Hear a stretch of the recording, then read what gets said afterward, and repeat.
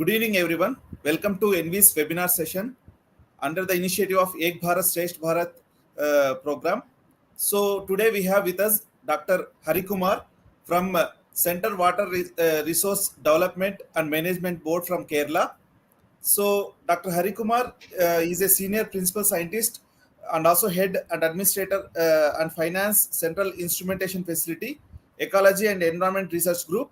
So he has published 50 papers in international peer-reviewed journals. So he obtained PhD in from the Department of Applied Chemistry from Cochin University, Kerala, and he did postdoctoral research from KTH Royal Institute of Technology from Stockholm. So his research interest includes water quality management, environmental monitoring, nanotechnology, urban water management. So he is a recipient of Young Scientist Award from DST, and also he has received various awards for the research publications. And he is a active member of International Association on Water Quality and also International Water Resource Association. He is also an expert member from Kerala State Wetland Authority, Wetland Ecology. So he's a state expert appraisal committee member constituted by Minister of Environment and Forest, Government of India. So he's a member of Food and Safety Standards Authority of India. So on behalf of NV's Indian Institute of Science, I welcome you to the webinar, sir. So thanks for accepting our invitation. So NV's IAC conducts the series of webinars under the Ek Bharat Shresth Bharat initiative. So Ek Bharat Shresth Bharat initiative is a Prime Minister Narendra Modi's project to integrate the various states as well as union territories to exchange their knowledge on various aspects like food, culture, environment, sports, and also the literature. So under this environmental information system at Indian Institute of Science, which is working under the Ministry of Environment and Forest and Climate Change. So we conduct the series of webinars. So today we are conducting webinar on water conservation of India, challenges and opportunities. I request Dr.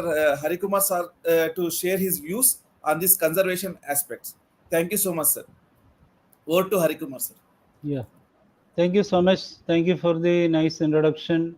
And dear participants or my dear students, maybe faculty members or researchers, and I actually welcome to my small presentation on this water conservation.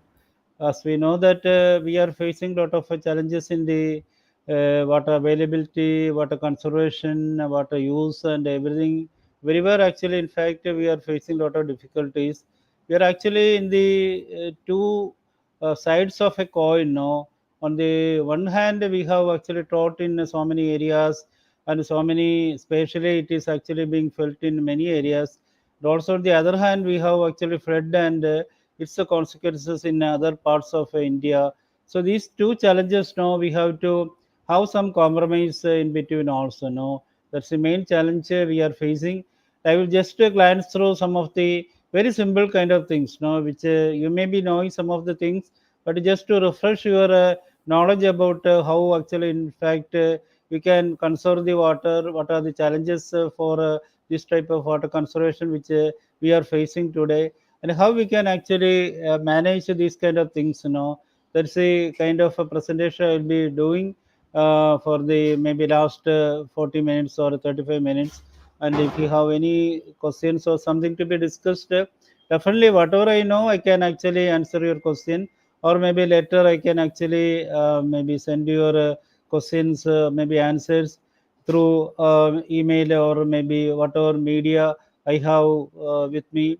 And if you can send, I think my phone number and also email ID is available with your maybe coordinators of this particular program. They can always contact me for any kind of support or help if you want, as just going through this type of a topic, which maybe you will be hearing a lot of things about these things now. So before actually I'm going to this particular topic, as you know that India as basically it accounts for a 22.45% of land area and 4% of the water source of the world, but represent 16% of the world population. So even if actually, in fact, we have only 44% of the water resources, we are actually representing 16% of the world population. That is the significance of Indian, maybe, or a country like India.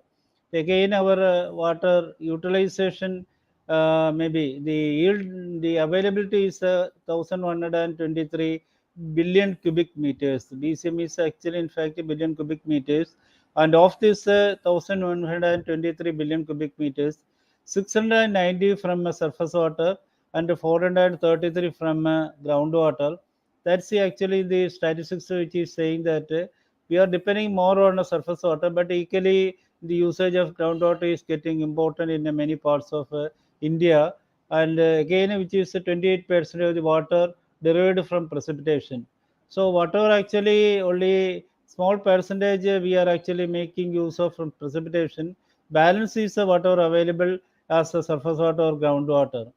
Again, 85% of water is being used for irrigation purpose, which may increase to 1,072 billion cubic meters by 2050.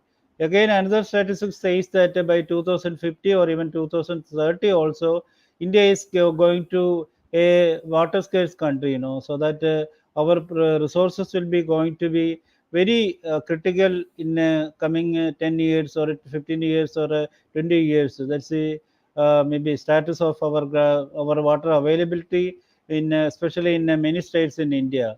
But again, annual groundwater recharge is 433 billion cubic meters, of which 212.5 billion cubic meters used for irrigation, 18.1 billion cubic meters for domestic and industrial use. This as per Central Groundwater Board 2011, some reports they had published says that actually, in fact, the major bulk of water is being used for irrigation purposes. But of that, maybe a small percentage is being used for irrigation, sorry, domestic purpose. But maybe states like Kerala, that is not the case. No, maybe we are actually using more water for domestic purpose. Maybe 50 or 55% of the water is being used for domestic purpose. The rest of the water only, I think, 40 percentage or 35% only being used for irrigation purpose. No, but the similar kind of situation may be in other states also.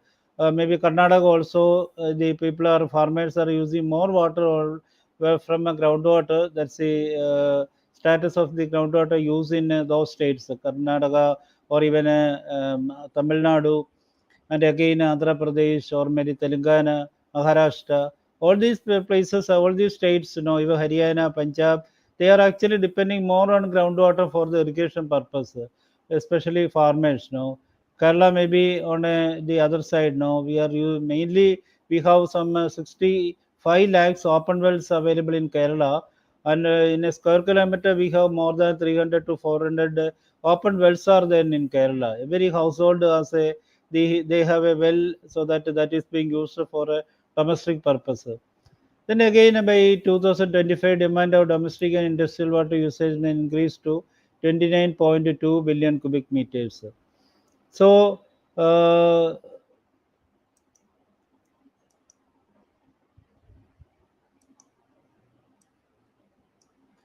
per capita average annual freshwater availability, which has been actually 19 actually 51 from it has been increased 5,000, or maybe you can say that the availability has been decreased 5,177 in cube to 1,869 in cube in 2001, and 1,588 m cube in 2010.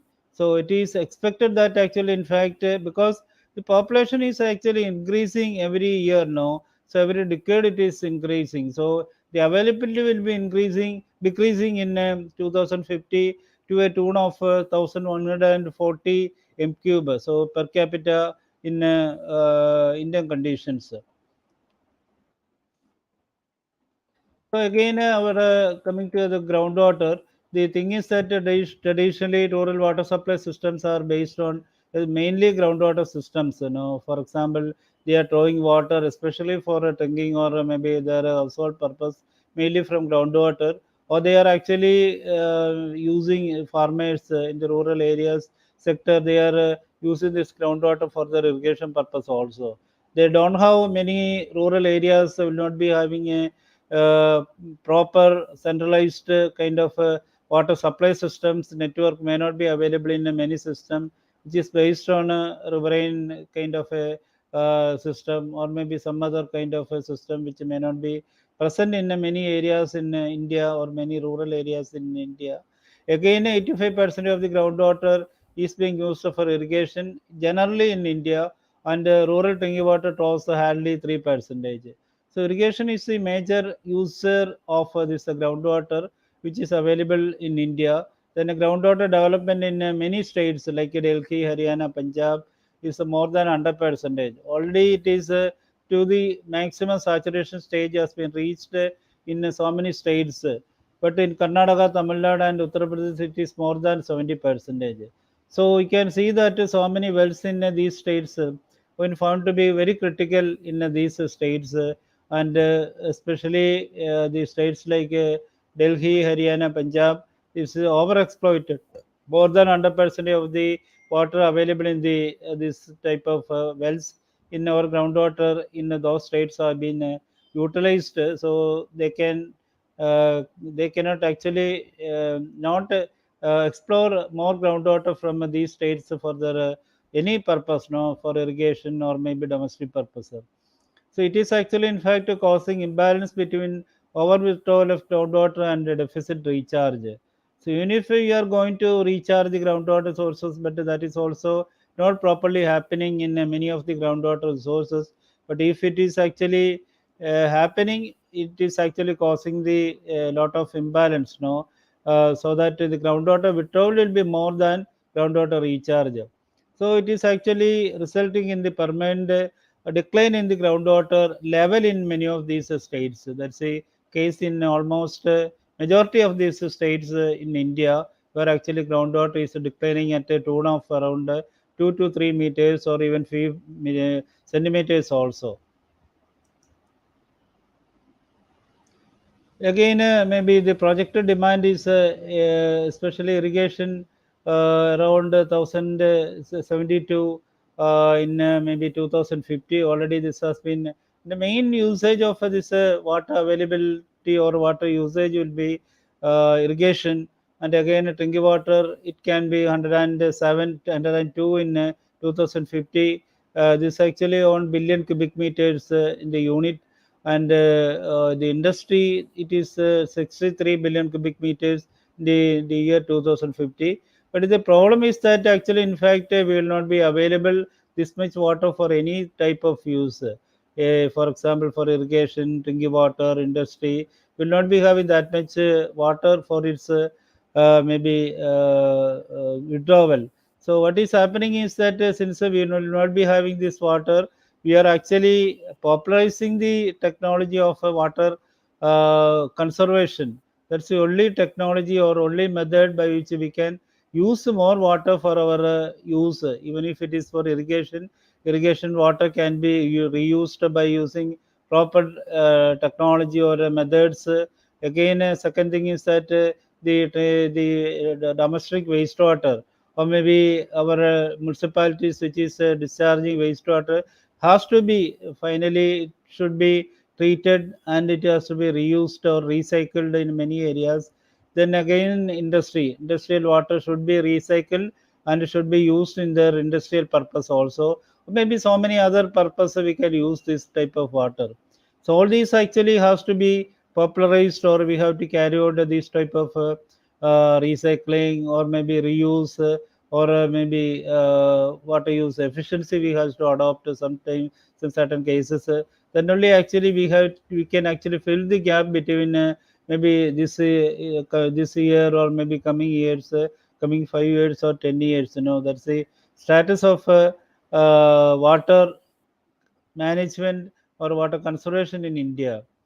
So, for example, when a drought is coming, there are so many areas where we can see that there's not a drop to drink. There are people fetching water from thousands of kilometers away, and that is actually they are walking uh, 10 kilometer, 12, 20 kilometer, 25 kilometers now from the distant places to their houses to have a maybe one vessel of water. So all these are happening in many states of India when drought period is coming now. Then again, there are so many issues are there with respect to drought. The causes are there. Actually, there are so many reasons are there for this drought, and India is facing drought in many places now. It's mainly because of there are so many reasons is there. One is actually we are actually reclaiming the paddy field, overuse of groundwater which is being done. We will not be having some years we will not be having proper rainfall in many areas, or maybe spatial difference will be there in the rainfall. Then all the marshy areas have been filled. Then the wetlands also have been filled slowly. And these are all actually causing a lot of issues in the availability of water, especially in the groundwater and surface water, which is causing the maybe non-availability of water in our water resources, the rivers, or maybe in the ponds, or even other water bodies also, especially groundwater. There are a lot of different types of trouts are there, but actually location specific trout is there. Actually, in fact, in a certain locations now in India, we are facing this type of problems.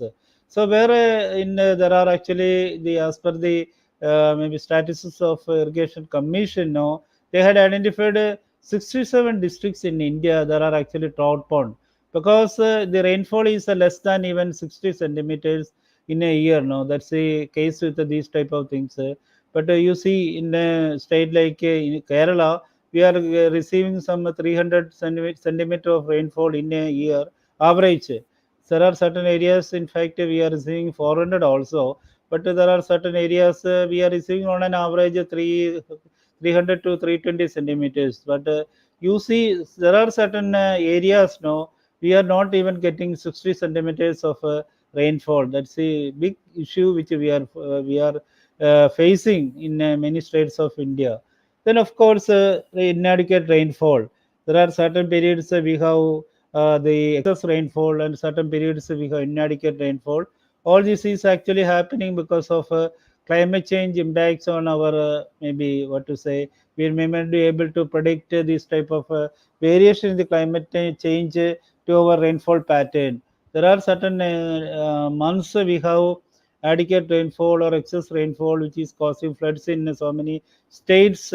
But on an contrary, there are certain areas where rainfall is very less in certain areas.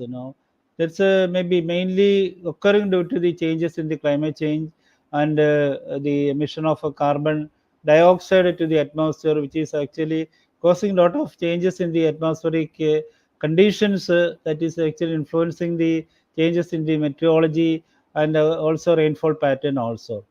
Any changes in a local landscape, that is also another reason. As already we got seen in the reclamation of wetlands or maybe hills and marshy areas. All these are actually causing this type of problem. Then actually there are another type of drought is there, which is called hydrological drought. It is caused when water reservoirs, which is actually man-made and natural experience depletion due to high temperature. This can affect agriculture and hydel project. So wherever actually this type of things are happening, we will call it as a hydrological drought. Then the meteorological drought is actually it is caused due to insufficient precipitation.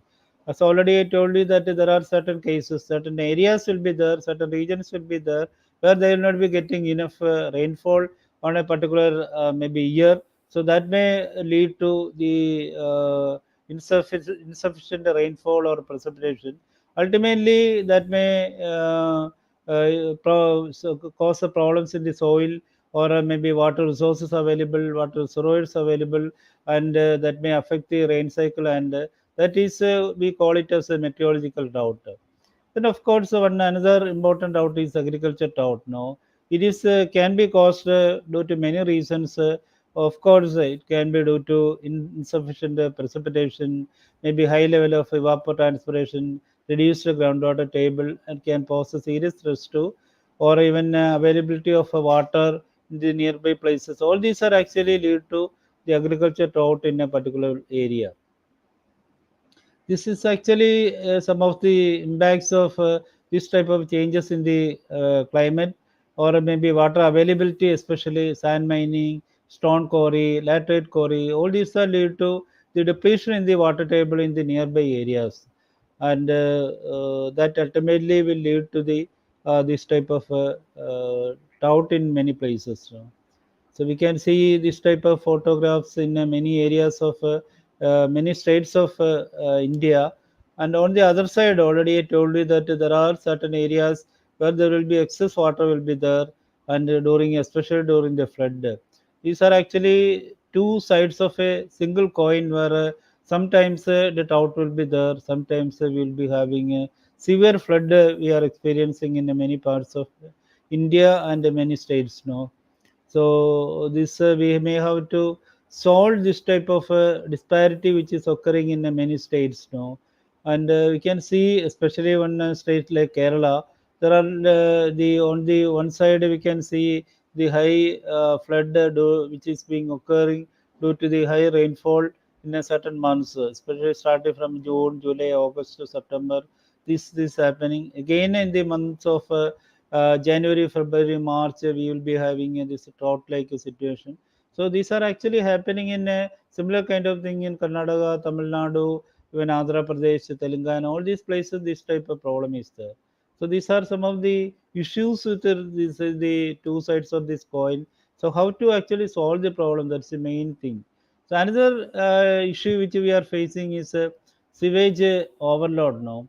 So whatever actually water we are using is being generated through, actually is being used in many sectors, especially the domestic sector, or maybe the industrial sector, or that can be used in the other sectors, like maybe hotels they are using this water, or maybe in the other the restaurants, that type of water is being used.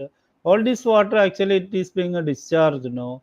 The only actually, in fact, whatever actually wastewater discharge is 28 percentage only is being treated.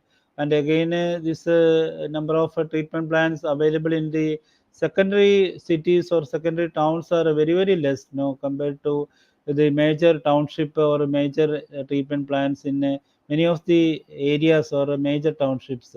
So 17 percentage increase in India's sewage generation, 37% increase in the installed treatment capacity. 72% of the sewage generated in 2020-21 was dumped untreated. So you can see that actually majority of this water is being discharged into our water bodies without any further treatment. So this is a major concern in the environment. And if we are going to at least recycle 50% of this sewage generated, we can reuse it for so many purpose now. Like maybe like we are wasting water for many purpose. For the good quality drinking water is being used to wash the trains, wash the vehicles, or maybe used in the toilets, and all these are being used for this purpose.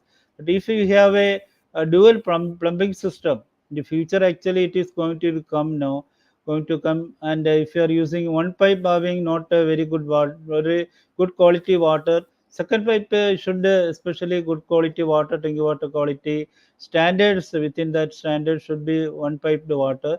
So we can use these two pipes of water, two types of water. Then our actually the pressure on our human beings will be reduced on the availability of water. Now that's the important thing which we can actually focus on the future scenario, how we can actually conserve the water now. So this is the figures says that actually in coming in fact for the years now, the total wastewater will be generated to be very huge amount of this. We are not properly reusing or recycling or even treating the water. Without treatment, this water is being discharged into the rivers or maybe water bodies. Ultimately, the thing is that majority of our river water is getting polluted also. There is some reports says that on an average there is a increase in the BOD load of this rivers which has been received, has been increased to 5 to 10 percentage in the last 5 or 6 years now. That's the kind of situation in many rivers India is facing. And again, this is the kind of thing. So, what is the solution? Then, of course, we have one important thing which you can do is through the water conservation. So, this is a typical example. No, I am actually taking some examples from Kerala history also.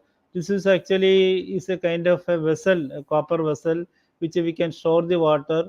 And by there are certain maybe some piped like structures will be there, and this type of a we will call it as actually a kind of vessel, no, so that this can be used for washing our feet, or maybe drinking water, maybe washing our face. All those purpose we can use. The advantage is that we will be using only small amount of water for all these purpose, no. And in older houses we can still see this type of vessels, so that the historically people are using this type of maybe thing for their other uses, no. So it will be conserving the water. This is the first lesson which we studied for example of conserving the water. Again, actually, in fact, this is a small kind of equipment, which is actually we can call it as a kind of a raw kind of equipment, which they are using for pumping water from one field to another field. You know, that is actually being done using the feet. This type of pumping can be used. It's called a maybe what to say, a hand pump wheel, or maybe feet pumped wheel, so that this will be useful in the paddy field. No energy is required, so simply we can actually the excess water in a particular field to other field, that is being used historically in many areas of maybe southern regions of India. This is called a Nalugottu. Nalugottu means there are four corners will be there. Inside, actually, there will be one open space will be there, and the people can actually conserve the water when this rain is coming, and they can actually they will be getting lot of the fresh air and the sunlight, and even the rain also they will be getting. So all these, it will be cool atmosphere when you are actually staying in this type of houses. So this cannot be seen in present in houses, but in old houses we can see this type of structures. So many houses they do have these structures. So then, what is water conservation? Actually, it is called the socially beneficial reduction of water use or water loss. So there, actually, in fact, we are optimizing the water use. We are actually protecting the water resources. Then, of course, we have to use water more efficiently. So all these are actually compiling to how a better water conservation technique or water conservation method. So there are so many things which we can do in and around our houses to how to ensure optimum water use. For example, if some small leak is there, immediately repair that leak. No, there is a person in Bombay, and some Times of India one news has come. Is always actually it's a kind of a free service he's doing. Morning is actually starting from through the train is actually visiting so many houses, and he is actually repairing the leaks in a particular area. And now actually he calculated how much water he has saved now. Billions of he stated that in the report it says that billions of water has been saved using this type of thing. So if you are also going to do this kind of things, we can actually conserve a lot of water. So try to turn off the taps tightly so that they don't trip also. That's a very important thing we have to keep in mind. And even a small trip can waste tons of water. So we will not be knowing how much water is being wasted in your house if you are actually by trip if the water is being wasted. Turn off the water while brushing the teeth. So many younger generation, especially younger generation, they have the habit of maybe opening the tap even while brushing the teeth also. That should not be done, and that should be discouraged also. Place a big fat plastic bottle filled with water in the water tank to reduce the volume of water that is flushed. So in the flush tank now, which we are using the houses, there is nowadays actually the water which is being used in the houses, around 25%, 22% is being wasted through these tanks. We may not be requiring that much amount of water for the flushing this fecal matter in the flushed oils. So we can use a small plastic bottle filled with water, so that that amount of water which is being filled in the tanks will reduce the volume of water. Larger cisterns can be replaced with 3-6 liters or 2 to 4 liters dual flushed cisterns. Nowadays, so many companies have come out with this type of system, so that when you are actually urinating, you may need only small amount of water. So in the garden, what we can do is that we can water the roots of the plants, not the leaves. Then the plant trees, the shrubs, the herbs and flowers that are native generally require less care and water. Then the vehicles also, you try to use a bucket of for its actually use, or then wash the vehicle near the garden, so that water is not wasted. Or even recycled water can also be used to wash your the vehicles, so that you will be saving lot of water. Then again, maybe try to water before 9 a.m. Then small sprinklers may be useful to water, so that it will be using only little water during your irrigation method which you are adopting.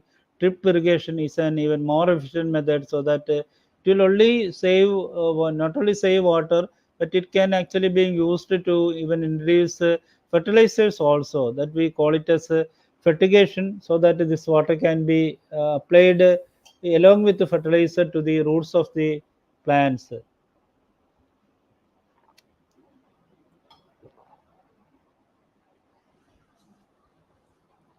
So in fact, we did a study to know the productivity of some of the crops by which we are using a drip based irrigation, and we found that especially productivity of a coconut is increased 20 to 25% when you are using adopting this type of drip irrigation on the roots of these coconut trees. It's a small method by which actually can introduce some bottles, some plastic bottles which is being used now. That some holes can be introduced into the bottles. We can actually put it in the soil, so that if to nearby that it will actually drip the water to the roots of this soil. That can actually help maybe some kind of moisture in the soil. Still, actually, the plants will make use of that water. Even if somebody is going for a maybe outside the houses for a some period of time, it will help. Now we can fill the bottles, and so that it will actually help maybe to have some moisture in the soil for a long period of time also. This already you maybe know what actually rainwater harvesting. So it can be defined as activity of a direct collection of rainwater and storage of rainwater. So that is called rainwater harvesting. It can be different types of rainwater harvesting. One is actually groundwater recharge. It is actually done through naturally by rain itself. No, then groundwater recharge is an important process for a sustainable groundwater management. So the groundwater recharge will be taking place when actually through this type of a process now. Even there are a lot of other methods are there to recharge the our water resources, or maybe our soil. One is actually ditches and furrows now. So this will actually provide a maximum water contact area for recharge water from a source, stream or canal. So whatever actually water moving from these canals, so it will actually soak the water, so that once we are having the plants or maybe any crops which you are actually growing in these areas, will be having enough water for maybe sustainable kind of usage of water will be taking place in this type of ditch and furrows. Then, in fact, this is rainwater pits. There are so many areas where actually we are constructing these type of pits of 1 square meter of maybe diameter, or even less than that also.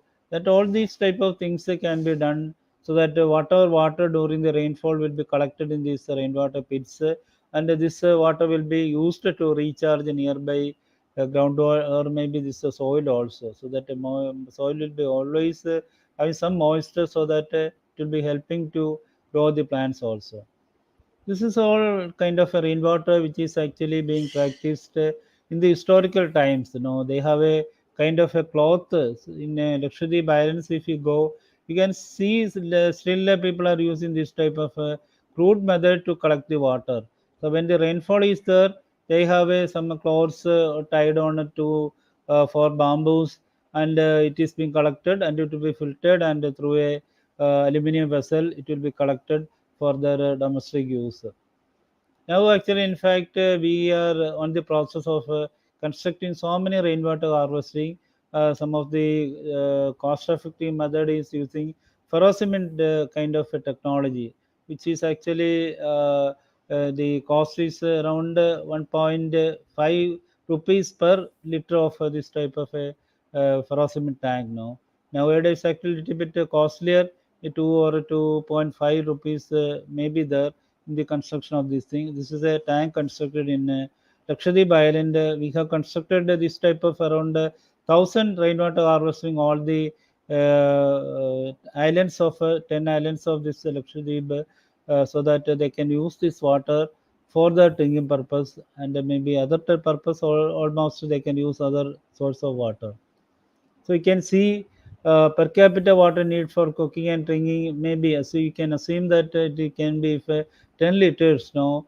So that if a number of persons it is three, then for 5,000, in fact, actually 166 days of water can be stored in through this rainwater harvesting tank. That's actually the interesting point which we can see that. It can be mainly used. There will not be any quality changes. We also have tested once. Actually, we can have some arrangements so that first flush of the water will be discharged out of the system.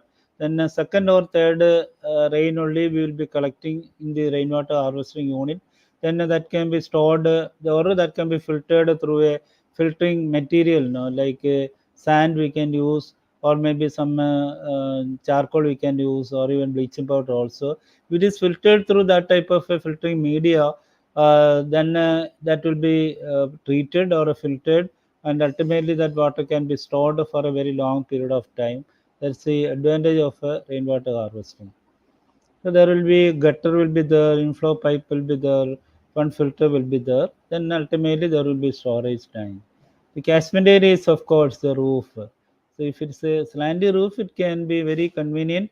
Even otherwise also you can have this type of facility so that it can be provided in this type of roofs, and we can collect the water and treat the water which can be used.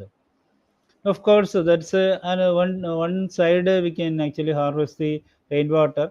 Another thing is actually using the this type of the large ponds. There are so many ponds available, or we can actually construct it naturally or artificially construct these ponds to a big pond, so that you can line the ponds using silpaulin sheet or a kind of a plastic which can be lined so that the water will not be seeped through these tanks for to other areas now. So when there is some drought will be there, we can pump the water so that that can be used for a many purpose, many domestic purpose, or maybe irrigation purpose. All for all these purpose we can use this water. Then actually, in fact, we also constructed this type of a tank. It has been actually lined with this sheet. It is nowadays being used for actually during the drought period for our internal use, in our institutional use. We are using this water. Again, actually, in fact, there's a mass movement which has been conducted or held in Palakkad district in Kerala. In fact, Palestinian village in Kerala's Palakkad district. What they did was actually, in fact, they treated the catchment area using it so many methods. They actually did the afforestation works. They actually strengthened the maybe areas of this particular the banks of this river, and there are so many other check dams have been constructed. All these have been done. No, then actually, in fact, during the last so many years, groundwater recharge has been taken place, and the water level has been raised using this period of time, and the river actually maybe got flow using drought period also, which is actually not being seen in other area, other parts of this Bharatapad, especially during the summer periods in months of March, April, the drought period is there. So, but now because of this catchment protection and this riverbank protection, they are actually seeing a lot of changes in the water availability of this particular area. So that's a kind of a mass movement which is being carried out in this particular village or panchayat in Kerala. So that this is a kind of a example, a pilot model by which so many other areas also people started doing this kind of things, so that efficient water conservation technology can be implemented using this type of method. Then we will actually see the how actually in fact there are so many issues are there. We cannot use the water once it is polluted, contaminated, but there are so many methods we can follow, for example for the water recycling or maybe water conservation. So many methods can be used. As we already saw that one of the maybe sector where actually which is using more water is our toilet system, or maybe our what to say, our septic tank systems and all those things. But this is actually in fact a dry toilet system have been introduced in some of the areas by through a UNICEF project. Now we had carried out some works so that maybe supported by one NGO, and we constructed the eco-sign toilet in so many areas of Kozhikode and this area and Malappuram districts. And it's a kind of a tri-toilet system where we are using maybe excreta to mix with some sawdust or maybe some marsh, so it will be converted to organic manure. And urine will be used to maybe irrigate some maybe our nearby areas now. So this the another advantage is that it is constructed at a elevated kind of area where actually people if you are they facing so flood situation, so they will be saved from those problems also. That's the advantage of this kind of things. So there are so many other technological options are there for wastewater treatment, wastewater recycling. Like domestic sector, we can use a kitchen garden with a piped root system, kitchen garden without a piped root system, leach pit, sockage pit. If you are going to community, then a community leach pit can be there, that it can be treated and it can be discharged into the nearby water bodies or can be reused also. Then advanced treatment system, there are so many methods are there, aerobic and anaerobic, that all can be practiced in our houses or in our villages or panchayats. So what is actually happening in kitchen garden with the piped root system is that we will be having a, it should be very cost effective, you know.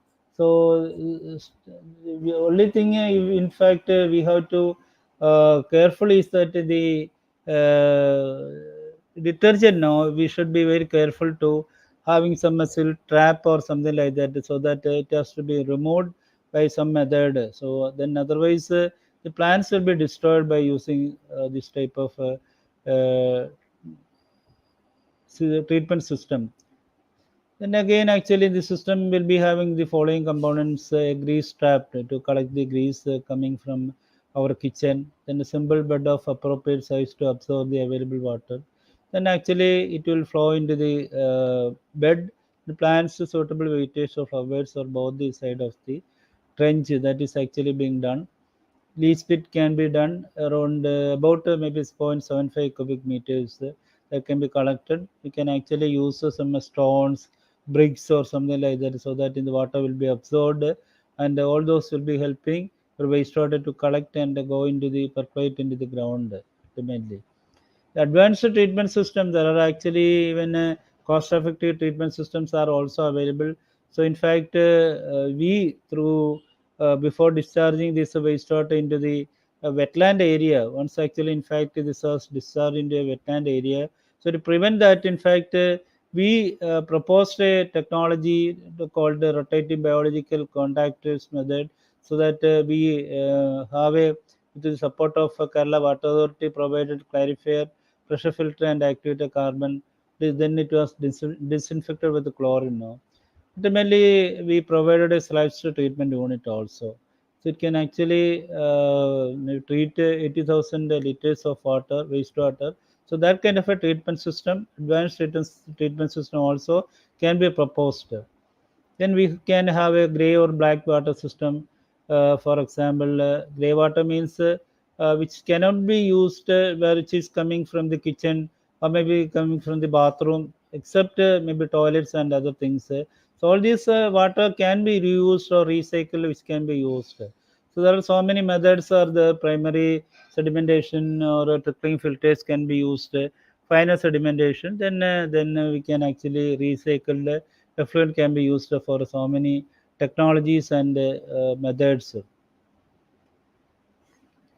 In the wastewater recycling, actually one of the method which wetlands is actually service it is providing is in fact, as all of you may know that it is actually removing the pollutants of our environment. Especially we are calling it as kidneys of our environment, because it can maybe through different physical, chemical, biological process can purify our wastewater. So that is a kind of a service which the wetlands are doing. In addition to, in fact, water supply, drought mitigation, flood control, all these are being services are being done by wetlands.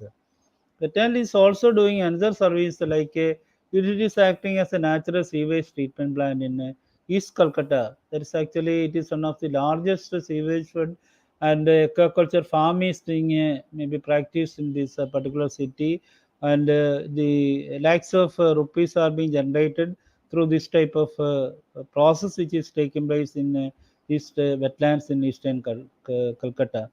Another method which is being practiced is the green roofs, by which if you are actually encouraging people to use having a vegetation over the roofs, this water will be flowing through these roofs and it will can absorb the pollutants, maybe the sediments or something which is coming from the rain. And once actually it is being treated, the water can be whatever water which is coming out of these roofs can be collected, stored, and can be reused for many purposes. Chicago actually, in fact, there are so many buildings they are practicing this type of green roofs.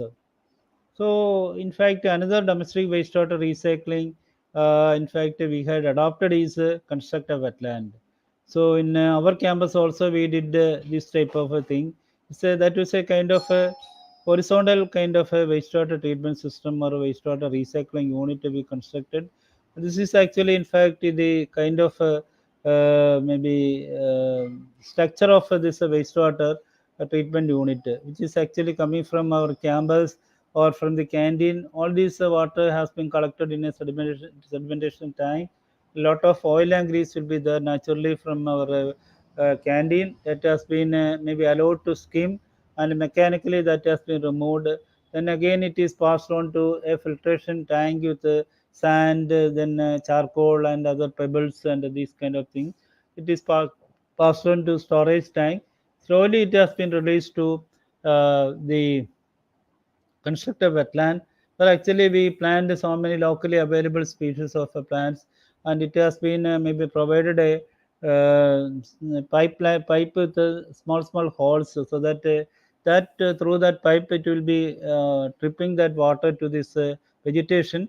The tank was filled with actually the so many layers are there, and ultimately that is filtered. The water is filtered, and finally it is collected in another tank, and which is being used for so many purposes, especially irrigation purpose. We are using it. So the constructive wetland, as I told you, that the tank is filled with gravel, crust stone. Two types of layers have been provided. Sand, then plankton net, perforated pipe, membrane canvas have been provided.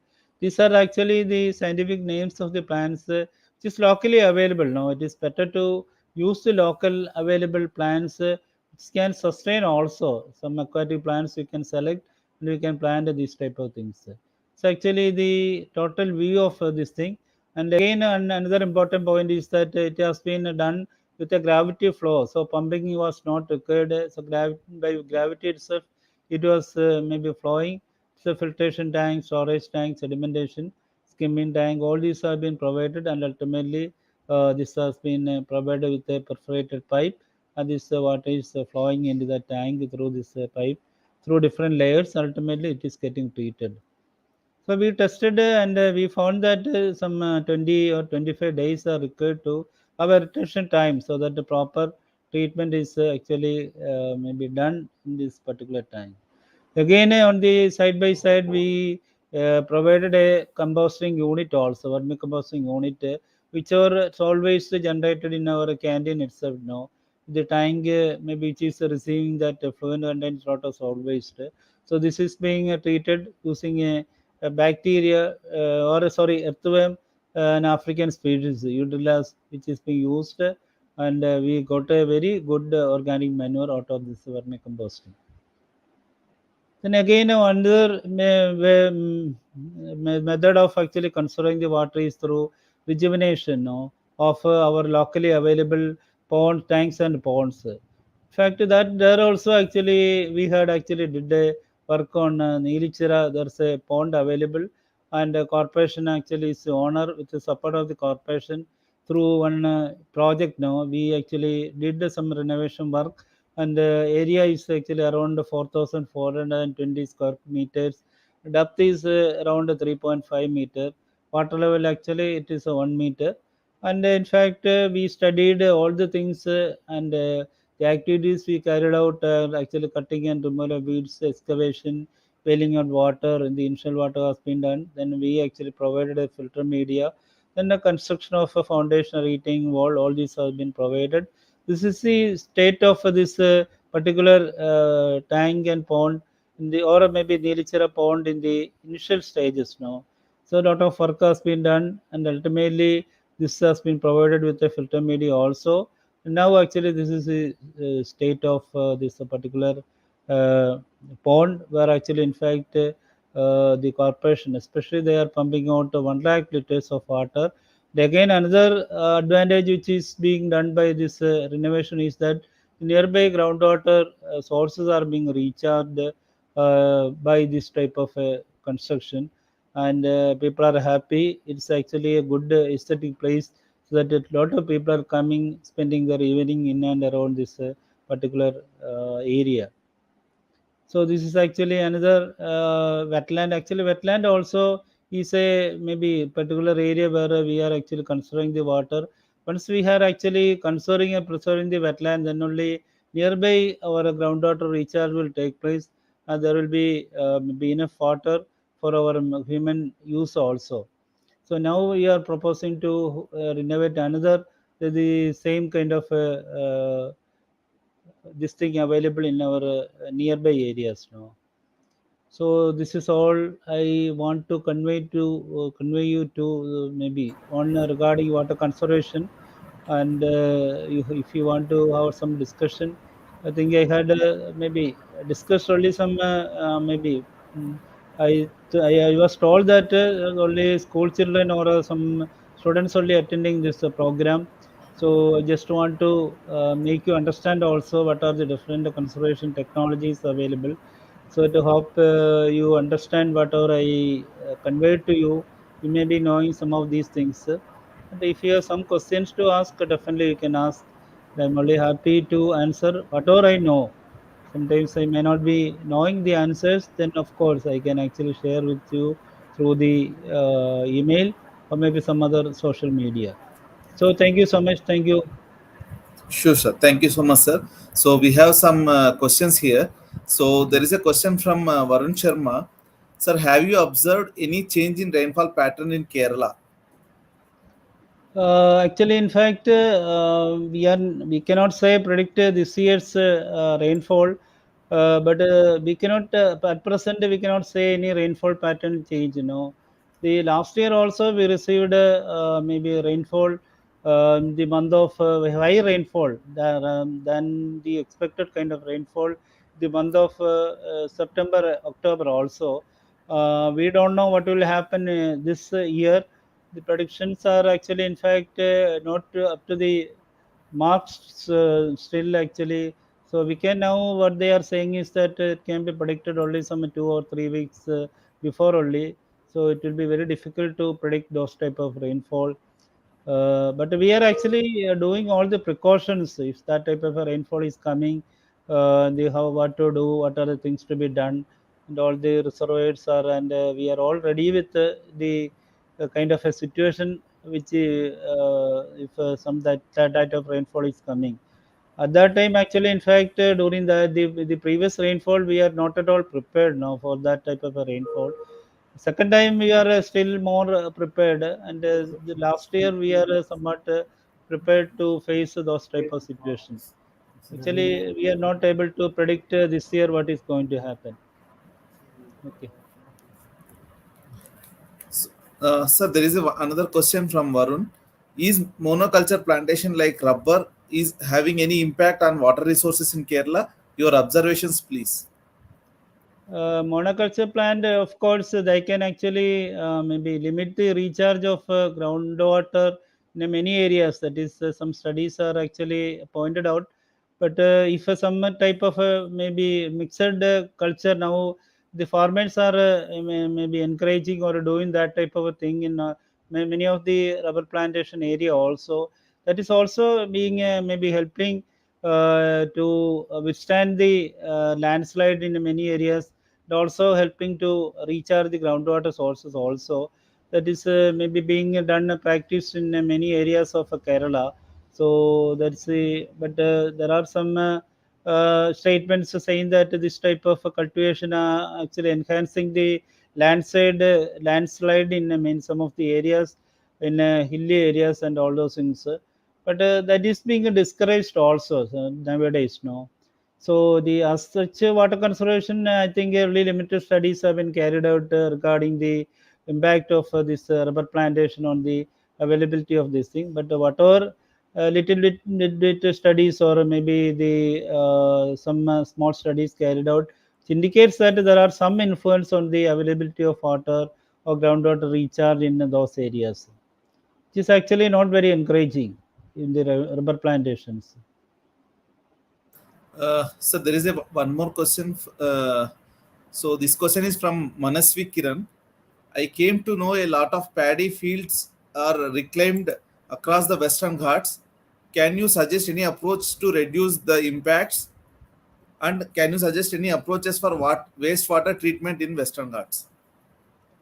The first question, the answer is that actually, in fact, there is a law passed out our Kerala Assembly against this paddy reclamation, Paddy and Wetland Act. This is called a Paddy and Wetland Act. As per this act, in fact, we cannot actually maybe fill the paddy field for any commercial purpose or even for households also. And even now, High Court now it has actually passed out a judgment saying that. It is actually totally banned that type of activity. So that type of maybe law, if you maybe is available in all the other states also, especially in the Western Ghats, Maharashtra, Karnataka, Tamil Nadu. So those states, if it's that law is there, definitely we can actually act against reclamation of this paddy field.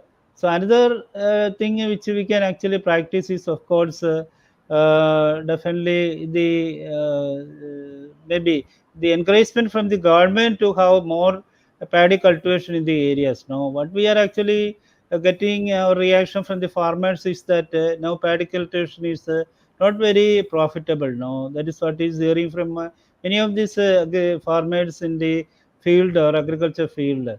So, if a government is giving some subsidy for this type of paddy cultivation, or if a government is actually entering into this venture through the some community participation, so and if a government is subsidizing their crops, their actually the other activities, definitely a lot of people will be coming more maybe coming forward to have this type of agriculture kinds or paddy cultivation in many of the areas. So it will not be getting ideal, so that people will be cultivating. So that is happening in some of the areas in Kerala also. No, there are certain areas where actually government is encouraging. They are actually putting or giving a lot of subsidies for the farmers for this paddy type agriculture, so that that will not be getting ideal, and they are actually re-cultivating this paddy in those areas. That type of encouragement, if government is should be given to the farmers. Second thing, of course. There should be some strong law should be there. against paddy reclamation in areas, because we are actually getting the food and all those things from these areas only. So not only food, no, our water conservation, the paddy fields are maybe doing a very lot of things that our water is being conserved. All these floods are occurring partially due to the reclamation of these paddy fields.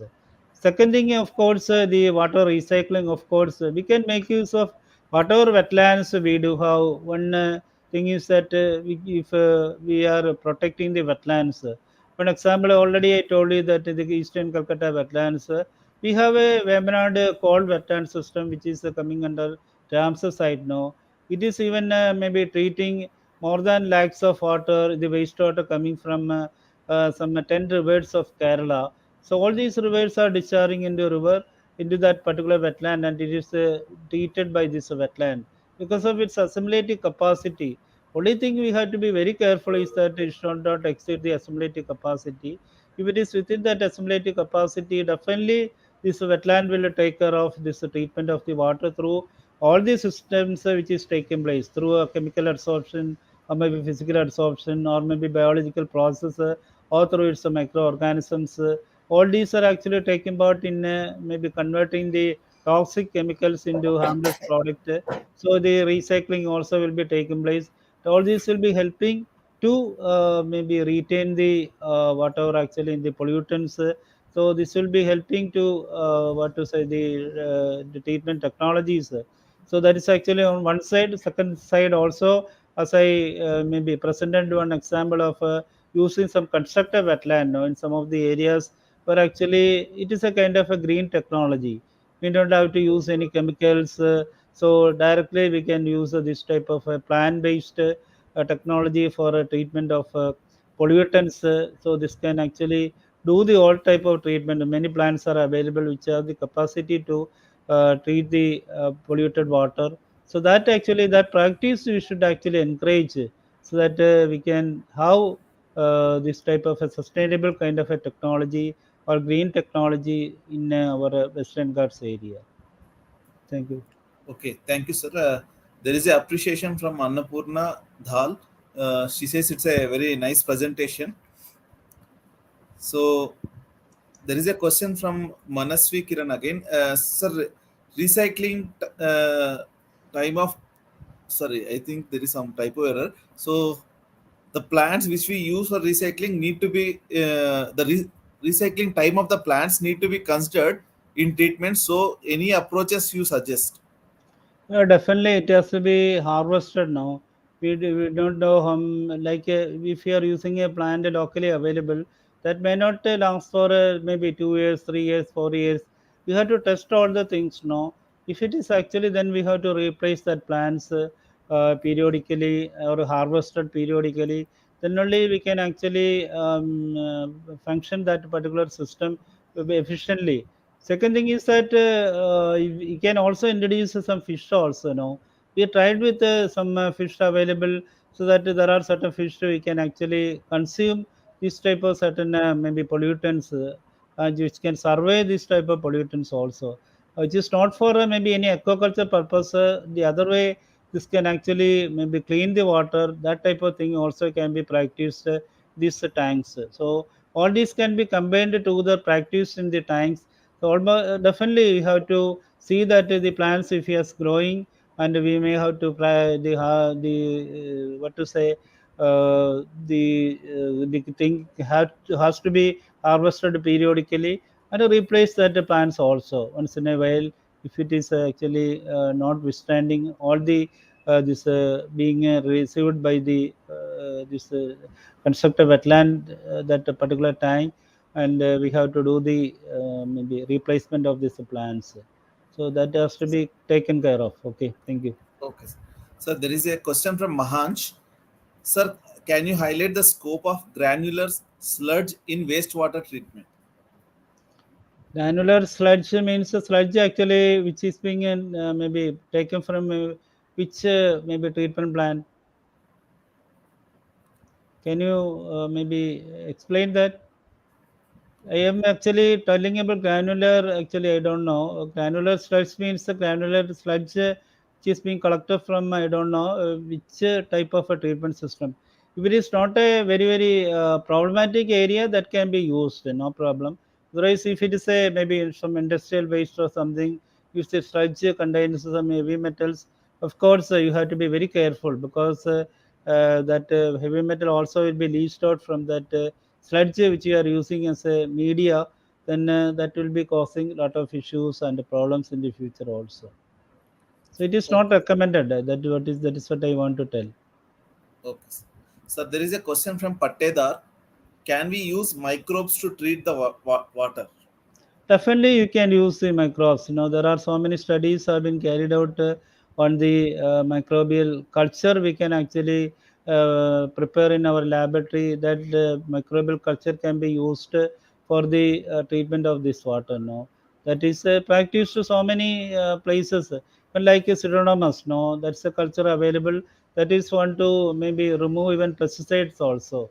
That can decompose even endosulfan. We actually did a study on. These type of things, no. So once we are introducing this type of the culture and introduce the endosulfan, you can call it as a bioreactor. So these microbes can actually slowly decompose this endosulfan for a long period of time. After 10 or 10 to 15 days, the whole endosulfan will be degraded. So this type of organic compounds can be degraded by these microbes. So definitely you can use. Only thing is that you have to do some experiments. What type of microbes can be used for the removal of these pollutants from the water. The endosulfan kind of things already we studied. So similar kind of pesticides also can be decomposed by using this type of microbes. Okay, sir. Okay. So it looks like there are no further questions. So Okay, thank you so much for sharing your vast knowledge on water resource, and also letting us know the water status in India and also the Kerala part. So, and also you have provided a brief overview about the sector-wise approaches required for water conservation, be it agriculture or be it domestic. And also you have showcased some of the case studies, so which will be very interest for the students who are present here. So this, since this talk is archived in YouTube, many people can access this and get benefit out of this topic. So on behalf of Envis Indian Institute of Science, I thank you for accepting our invitation and sharing the knowledge with the students. So thank you so much, sir. thank you so much. All Okay, the best for the students. Thank you. sure, sure. Sir. So I welcome all the students, and also thank you for actively participating. So I request everyone to subscribe the channel, and please share with your friends. So we will post this same kind of webinars in our host same kind of webinars in our YouTube channel. So please subscribe and share with your friends. Thank you so much. Thank you, sir. Thank you.